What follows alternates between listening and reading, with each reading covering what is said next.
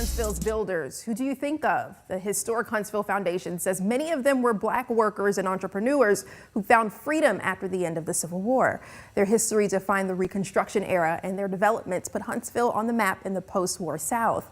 A brand new interactive tour takes you through downtown to showcase the buildings and other sites built by them.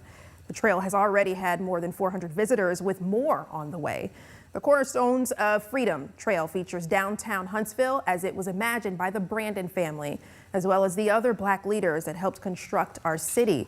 Fox 54's Caleb Aguayo went out to the Harrison Brothers hardware store to find out how they did it.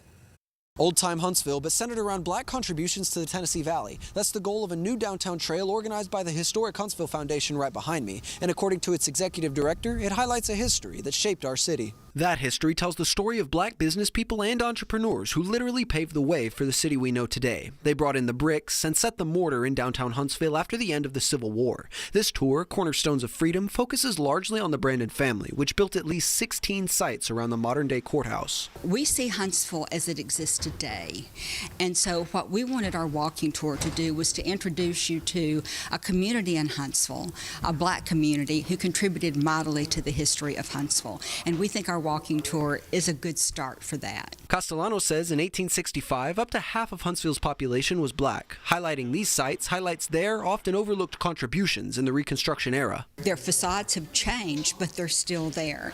And so as you walk around and go up next to Big Spring Park, we highlight sites that are no longer standing, but that were critical to the development of the Black community. But this Black history hasn't always been celebrated. Castellano says the foundation used to focus primarily on white landmarks. Now it's their goal to change the narrative. We've developed techniques and the ability to look beyond the traditional movement, which was primarily focused on white spaces.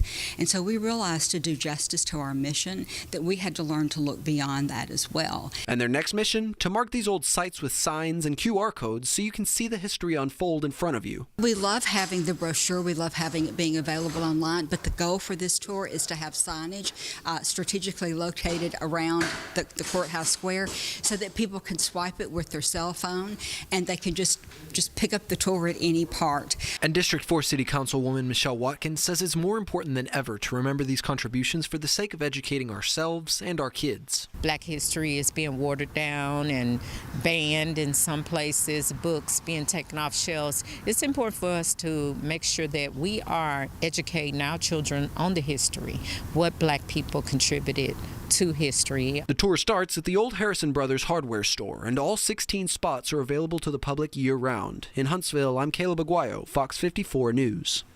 You can find a link to the Historic Huntsville Foundation and the virtual tour on our website, fox54.com.